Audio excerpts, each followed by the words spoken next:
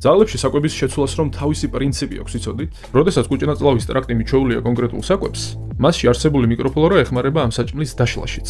ხოლო ახალი პროდუქტის მიცემის შემთხვევაში, კუჭანაწლავი უნდა შეეგუოს და შეეჩვიოს ახალი სახის კვებას და გაამრავლოს მასში არსებული მიკროფლორა, რომელიც დაეხმარება დაშლაში და ამ ყველაფერს სჭირდება დრო.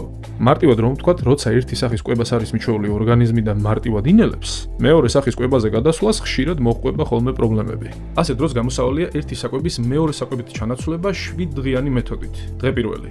ძველი საკვების 75%-ს ვტოვებთ და ვამატებთ ახალი საკვების 25%-ს. დღე მეორე. 75-25-ზე შეფარდება იცვლება 70-30-ზე შეფარდებით. მესამე დღეს 60-40-ზე. აი მეოთხე დღეს კი თანაბრდება და 50-50-ზე გამოდის. მეხუთე დღიდან ახალი პროდუქტის წილი მომატებას იწყებს და შეფარდება 40-60-ზე ხდება.